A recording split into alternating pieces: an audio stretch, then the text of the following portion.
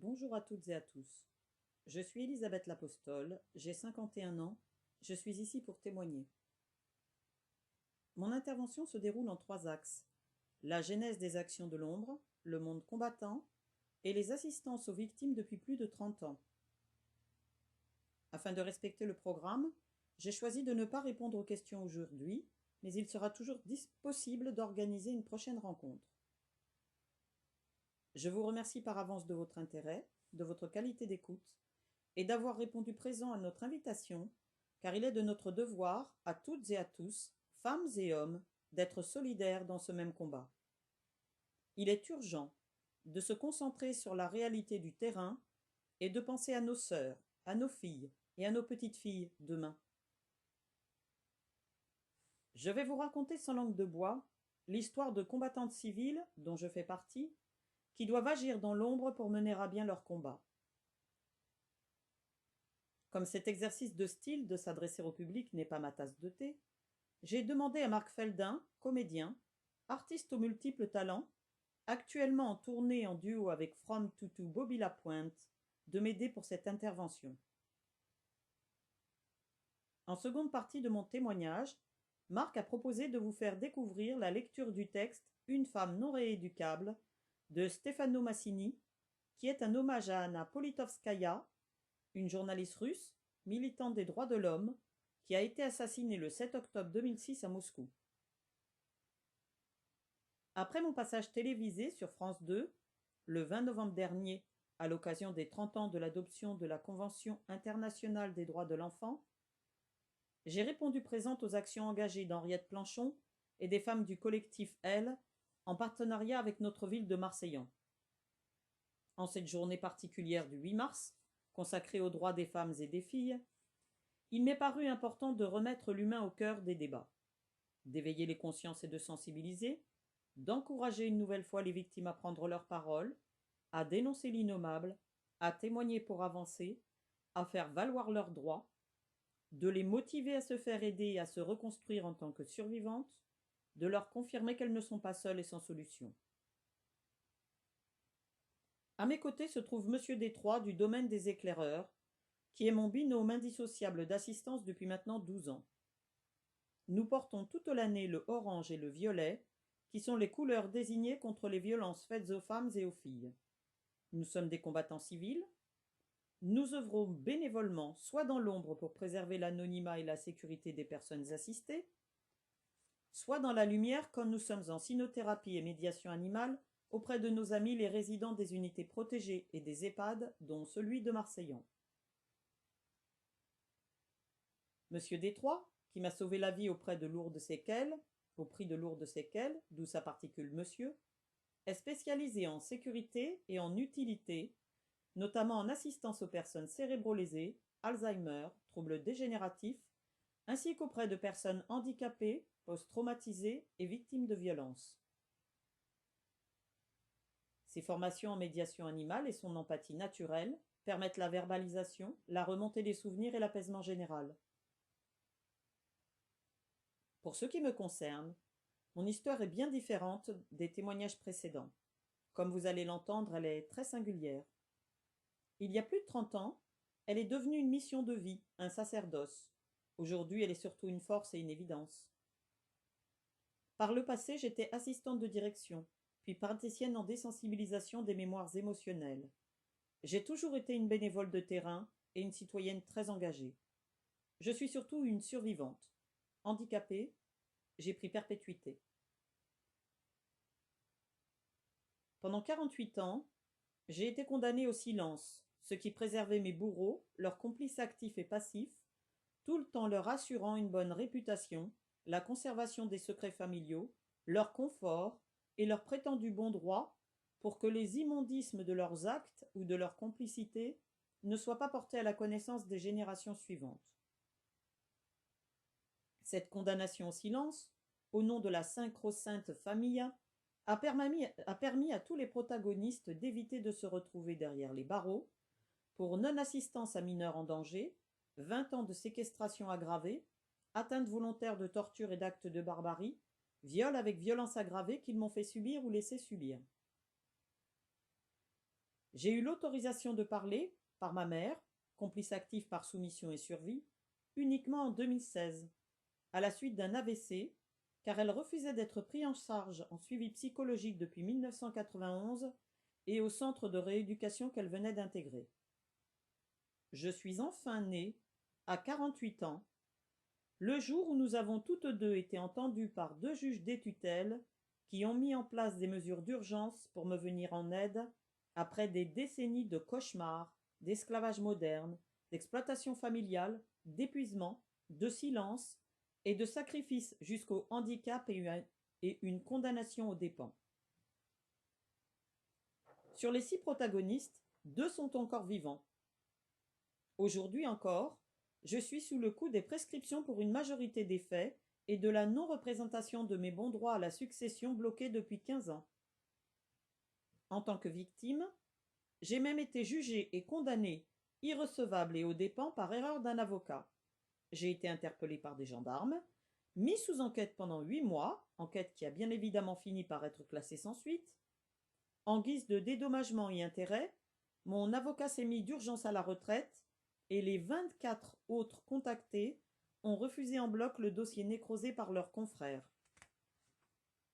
A fortiori, c'est un jugement et une injuste condamnation que je porte à vie, avec tous les préjudices moraux en plus de tout le reste.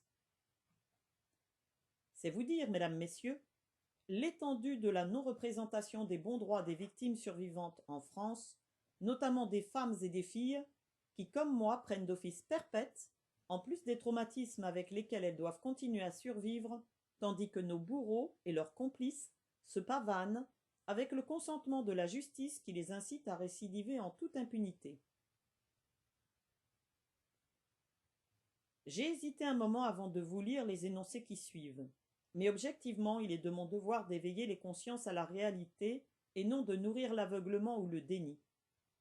Cependant, pour vous préserver, j'ai tronqué certains détails concernant les actes de cruauté vécus qui pourraient vous sidérer sur l'immondisme humain toujours d'actualité. Il y a un mois, sur les supports informatiques créés à cet effet, j'ai reçu un SOS d'un autre département, auquel j'ai bien sûr répondu. Il émanait d'une jeune fille qui vivait actuellement une partie de mon histoire d'il y a 32 ans. Séquestrée, déscolarisée, violence en tout genre, armes à feu, agression sexuelle, contrainte au devoir domestique, au silence et à vivre dans la terreur sans aucune assistance. Comme vous pouvez l'entendre, 3 décennies plus tard, rien n'a changé. Tout reste à faire, c'est dire que l'heure est grave. Vous l'aurez compris, je pourrais bien évidemment vous raconter ma vie pendant des heures, et croyez-moi, il y a matière.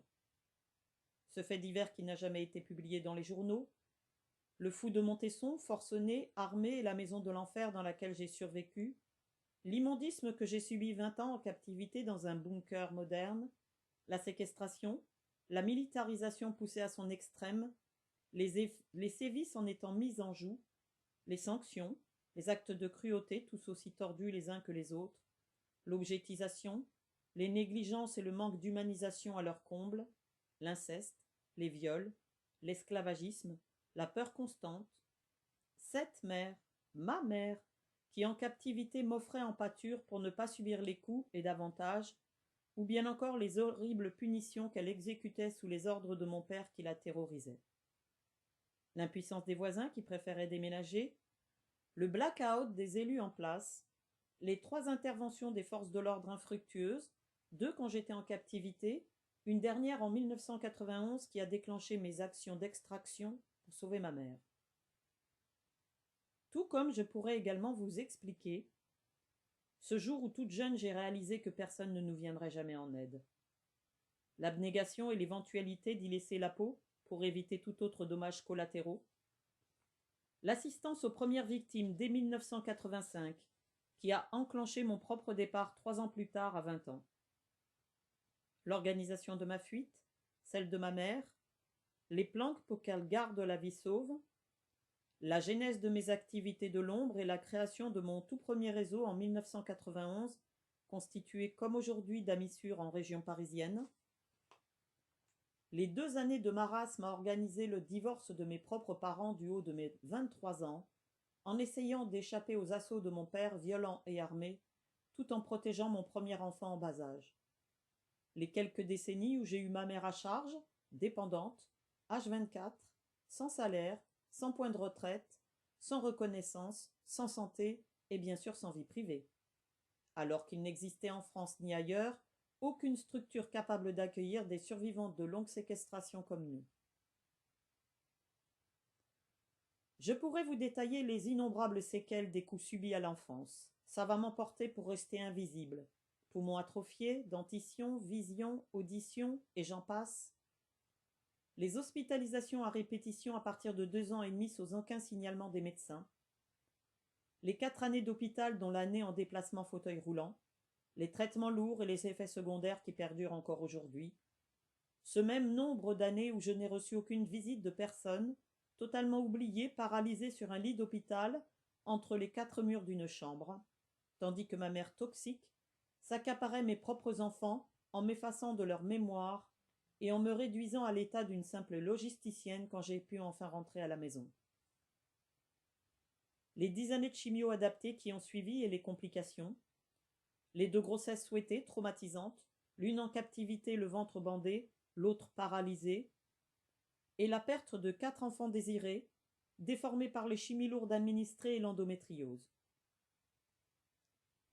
Les 27 opérations dont 2 réparatrices, la polyarthrite rhumatoïde fulgurante, déclenchée par stress post-trauma complexe dit de guerre, la maladie chronique, les poussées inflammatoires extrêmement douloureuses qu'aucun traitement ne calme, les mises au placard, l'indifférence, le rejet, les abandons, les jugements par incompréhension de la maladie, du handicap invisible ou par des dénis volontaires. Je pourrais aussi vous sensibiliser sur l'errance médicale, la complexité du stress post-trauma sévère, à l'identique d'un soldat en captivité torturé, qui est une traversée du désert assortie d'une multitude de symptômes et d'états émotionnels qui handicapent considérablement toutes les situations quotidiennes de la plupart des victimes survivantes et des anciens combattants.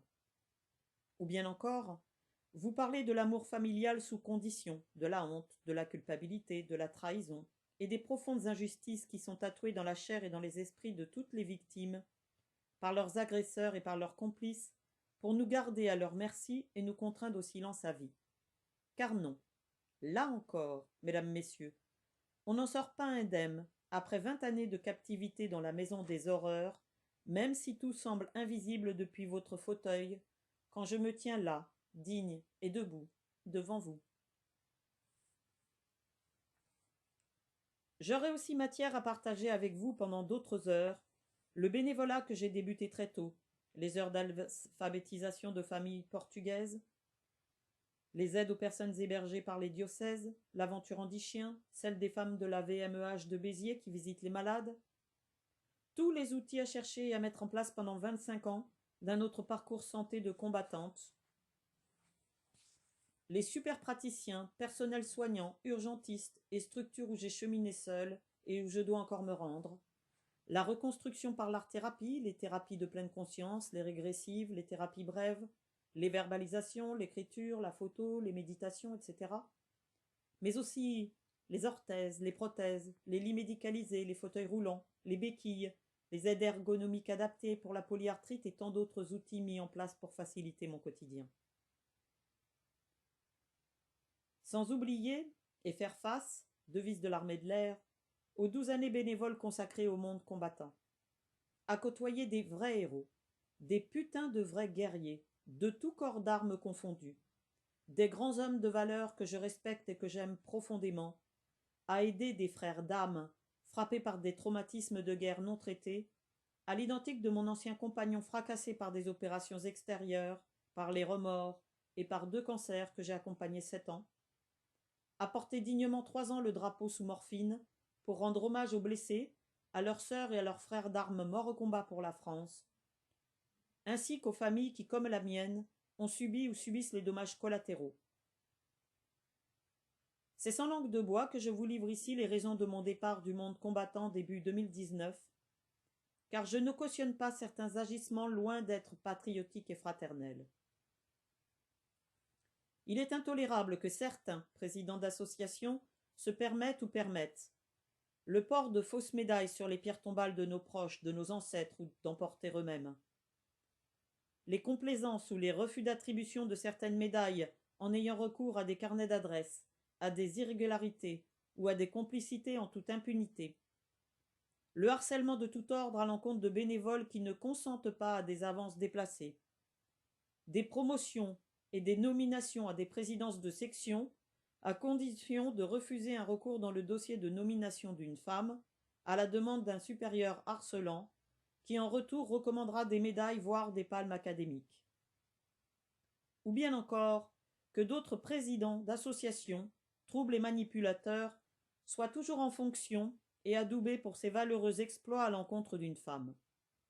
Néanmoins, je tenais très sincèrement à remercier les camarades qui m'ont conservé leur amitié, ainsi que mon ancien président, le colonel Jean-Pascal Ruvira, et mon ancien secrétaire chancelier héros, M. Gérard Autier, pour leur intégrité, leur vertu morale, leur tolérance, et pour les 2 années riches d'enseignements passés à leur côté. J'ai été très honoré de m'engager auprès d'un président qui a su être juste et droit, qui a montré l'exemple que d'autres devraient suivre, en refusant l'homophobie à l'encontre de camarades, ou bien encore en faisant face 2 ans aux ardeurs d'un supérieur qui harcelait une femme de son équipe. C'est aussi en pensant à Sergio, Seb, Eric, morts au combat, à leurs frères et à leurs familles inconsolables à jamais, que j'ai choisi de faire face et de partir sans me retourner, en restant intègre et conforme à mes valeurs patriotiques et à la devise des porte-drapeaux de France dont je fais partie, à savoir honneur, respect, fierté, fidélité, devoir et dévouement. Nombre d'entre vous connaissent mon profond attachement au monde combattant, ma totale implication et combien j'aime viscéralement porter le drapeau, le protocole et le devoir de mémoire, mais certainement pas au prix de tels agissements évoqués qui sont connus, tolérés, sans jamais être inquiétés. Respect pour nos morts pour la France, pour nos blessés et pour nous, les familles. Pour autant, je n'ai pas abandonné mes frères d'âme, traumatisés par certaines opérations extérieures, qui me contactent par d'autres moyens pour se faire aider et pour sortir de leurs effrois quotidiens qui résultent pour la plupart des affres des guerres qu'ils ont rencontrées pendant leur carrière militaire.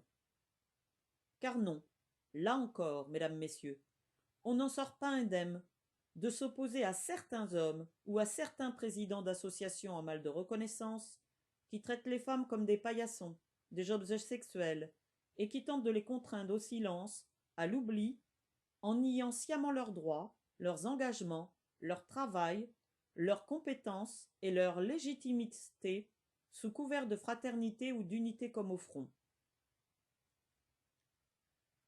C'est pourquoi aujourd'hui, j'ai décidé de vous parler de ma vie parallèle, de ma mission de vie, celle de l'ombre, celle de la réalité du terrain que je côtoie depuis toujours.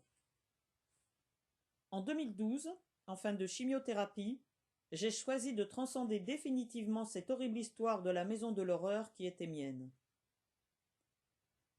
C'est un voyage au Canada qui m'a conduit à me rapprocher des thérapies brèves, à me spécialiser au retour, à reconvertir mon binôme indissociable Monsieur Détroit à la désensibilisation des traumas en tout genre, à la cynothérapie d'utilité en EHPAD et en unité protégée, et à faire adapter mon véhicule en conséquence pour aller à la rencontre des victimes. C'est cette même année qu'un dossier familial, d'emprise et de violence est à nouveau venu frapper à ma porte. Il a fallu discrètement remettre en place un réseau d'amis sûrs dans la région, œuvrer 6 ans en procédure juridique pour préserver les proches concernés et faire incarcérer celui qui les tyrannisait.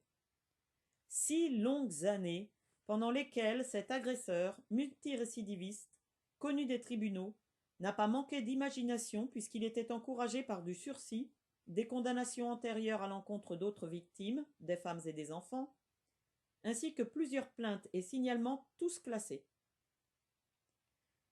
C'est donc comme une évidence que j'ai repris discrètement les assistances aux survivantes, afin de leur tendre la main qui ne m'avait jamais été tendue en 20 ans de captivité, d'être cette personne qu'on n'attendait plus, qui pour moi n'était jamais venue, qu'elles échappent aux errances en tout genre que j'avais dû traverser, afin de leur montrer le chemin vers le rétablissement que j'avais dû emprunter, de les accompagner vers leur naissance ou leur renaissance, qu'elles aient un autre regard sur elles-mêmes et d'autres perspectives d'avenir, afin qu'elles libèrent leurs paroles et se permettent d'avancer vers des jours meilleurs, et qu'opposent enfin sur elles un regard de respect pour leur extrême courage. À ce jour, en simple citoyenne très engagée, je comptabilise depuis plus de 30 ans 151 assistances et 5 sont en cours d'enregistrement à proximité de Marseillan. Si j'étais montée sur un balcon, en me faisant filmer pendant un exploit d'assistance à autrui, j'aurais sûrement fait la une de la presse, de tous les journaux télévisés et peut-être même un passage au palais de l'Élysée. Mais mon combat de l'ombre est un sujet toujours tabou, qui fait mauvaise presse, qui dérange, car il met en exergue de nombreux vides juridiques, pratiques et de santé publique qui n'ont pour l'heure pas de solution rapide et concrète. Mon combat civil et solidaire fait contre-pub, car il est trop souvent stigmatisé comme un sujet de seconde zone, alors qu'il concerne bien évidemment toutes les couches sociales. Il va sans dire que mon implication en tant que survivante, handicapée, suscite bien des interrogations. Est-ce normal qu'à l'heure actuelle, en France, dans un pays dit développé, des survivantes doivent s'organiser pour assurer elles-mêmes leur propre sécurité et pour pallier au vide juridique d'une société majoritairement patriarcale, dans laquelle les femmes sont encore trop souvent soumises, utilisées, objetisées, sexualisées et fracassées sans aucune sanction immédiate? Pour exemple, un numéro unique pour la France entière, le 3919, mais joignable qu'à certaines heures. Que doivent donc faire les victimes entre 18h et 9h le lendemain matin, quand tous les organismes censés les informer ou les aider ferment leurs portes vers 17h30-18h? La plupart des intervenants, jusque dans les tribunaux, ne sont pas formés aux violences psychologiques et à l'emprise, qui sont les violences les plus courantes et les plus compliquées à faire valoir, d'où 8 plaintes sur 10 classées. Les bourreaux sont condamnés principalement à du sursis, même en cas de récidive. Ils risquent plus en infraction routière, en vol de biens, qu'en coups et blessures sur une femme.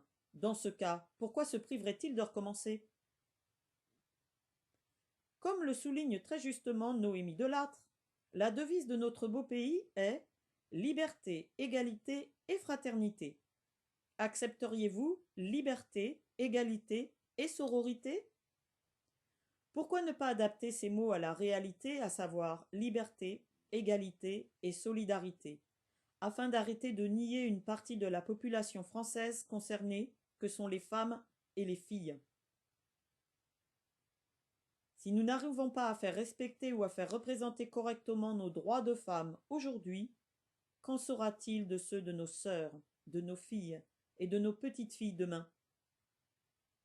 Sur le terrain, vous l'aurez bien évidemment compris, les violences ne prennent jamais congé, et les agresseurs connaissent par cœur les horreurs de fermeture des structures officielles, pendant lesquelles ils excellent d'imagination et de perversité en tout genre. La réalité est bien différente de celle du battage actuel du Grenelle, et les demandes de secours, d'écoute, d'aide, d'orientation affluent, alors qu'aucune mesure concrète d'État n'est appliquée et que les dossiers s'éternisent dans les tribunaux.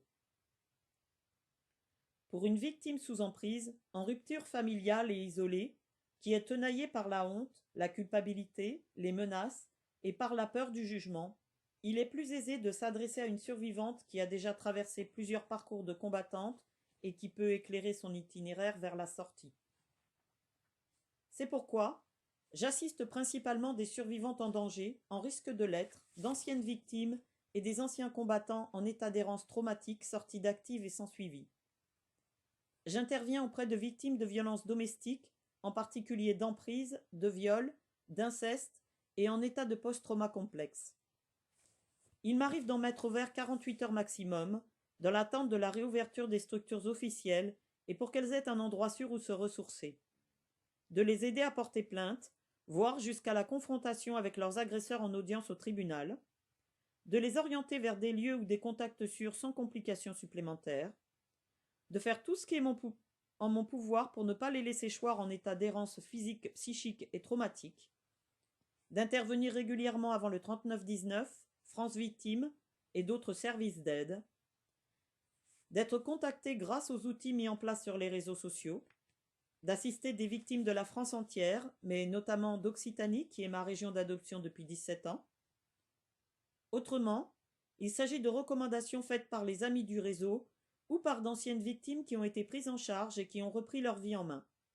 Bien évidemment, d'aider mes frères d'âme du monde combattant, traumatisés, sans soutien, et tant d'autres choses au cas par cas car chaque histoire est différente. Il va sans dire que tout est réalisé conformément à la loi et dans les règles de l'art. Pour certains dossiers complexes, je prends conseil auprès de Shane, ancien policier 5 ans, pompier 32 ans, également spécialisé en stress post-trauma en Irlande. J'œuvre en priorité auprès des concitoyens et des concitoyennes de la ville où j'habite et en périphérie. Quelques chiffres pour exemple. Il y a 20 dossiers d'assistance à Marseillan, dont 4 victimes d'incendie, 25 dossiers en Agde, 4 Florensac, 2 Pomerol, 1 Bessan, 1 Mont-Blanc, plusieurs à Béziers et alentours, idem pour Montpellier et autres Occitanie. Mais aussi d'autres régions, Île-de-France, Bretagne, Ariège, Lot-et-Garonne, Eure-et-Loir, Auvergne, Picardie, jusqu'en Belgique. De toutes les couches sociales, donc. Il y a 9 hommes concernés, indépendamment des aides aux anciens combattants qui ne sont pas comptabilisés. En moyenne, 4 mois à 1 an d'assistance et suivi, jusqu'à 4-6 ans pour les 3 dossiers les plus longs. Bien évidemment, ces assistances très singulières de l'ombre m'exposent à de nombreuses pressions sexistes et patriarcales, jusqu'à des intimidations, des menaces, des atteintes aux biens, des refus de dossiers par irrégularité, auxquels je dois faire face en prenant la défense de femmes qui, là encore, sont traitées sans respect, sous emprise, comme des bêtes de somme. Je devais arrêter à 70, mais je n'y arrivais pas. Comment refuser d'assister une victime en état d'urgence quand on ressent viscéralement tout ce qu'elle est en train de traverser pour l'avoir trop vécu? C'est vraiment compliqué. En cette année 2020, bien que les assistances entreprises soient très positives et toutes prometteuses, je dois mettre M. Détroit au repos, en retraite.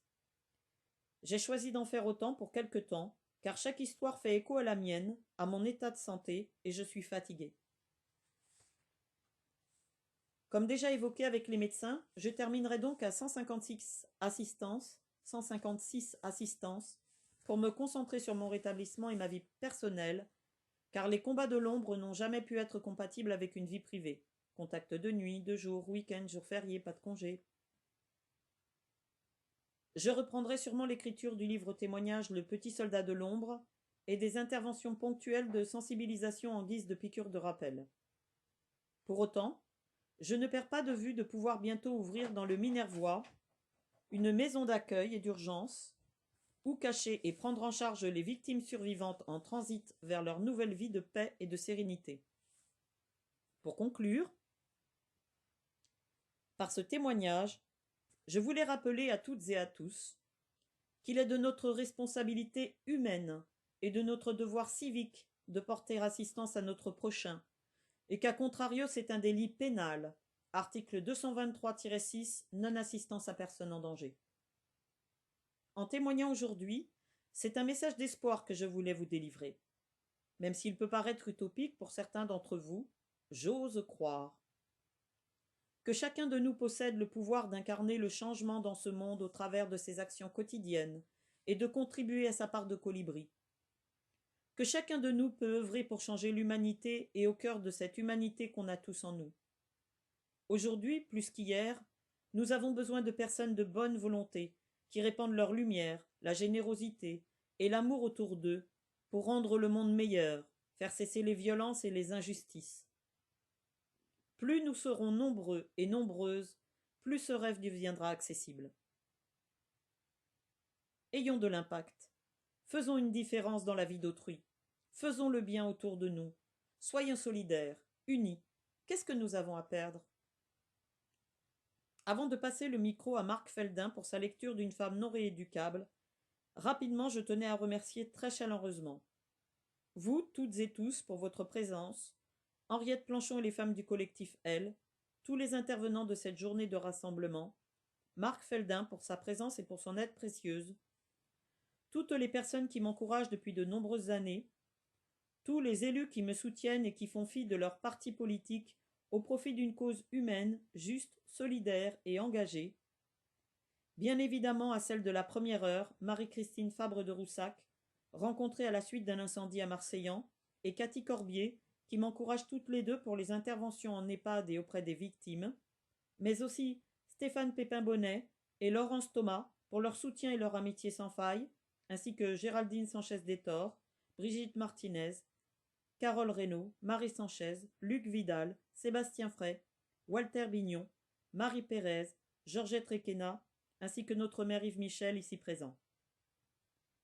Notre président du département, Kléber Mechkida, sensibilisé par ce sujet de santé et d'intérêt public, excusé et représenté par Marie-Christine, notre merveilleuse conseillère départementale. Nos amis les résidents, les encadrants, les animatrices et le personnel des EHPAD de Nissan-les-Ansérunes, Vias et de Marseillan, avec lesquels nous avons partagé depuis 2015 des heures merveilleuses à leur côté. Sans oublier bien évidemment la famille de cœur et tous les amis sûrs du réseau, Nancy, Anna, Johanna, Colette, Christine, Françoise, Lydia, Marie-Jeanne, Marc, ainsi que Shane, qui n'a pas pu venir nous rejoindre depuis l'Irlande. Tous les survivants et les survivantes qui m'ont accordé leur confiance ainsi que leurs familles, le docteur Mastour, Gaël Chamboncel, le docteur Fréniaud, Laura Suzan, Sylvie Blasquez et le docteur Demortillier, que je remercie tous infiniment, mais aussi mes voisins d'enfance, Stéphanie Créel et ses parents, avec qui j'ai gardé contact, qui m'encouragent à témoigner du calvaire que nous avons tous vécu à Montesson, tant de l'intérieur que de l'extérieur. Avec des pensées particulières pour les associations de cœur, à savoir Un goûter pour Mada qui œuvre à Madagascar, Une vie en marche qui œuvre au Sénégal, la famille des Restos du Cœur de Marseillan, l'AMEA Marseillan, Revie Héros Inceste Pézenas, le lieu ressources de Pézenas, la Croix-Rouge d'Agde, le Zonta Béziers Domitia Agde, les primeurs solidaires Agde Bessan, Plus fort la vie Bessan, Entrer dans la ronde Agde, Un sourire enchantant Marseillan, Marseillan d'hier et d'aujourd'hui et Marseillan la Belle.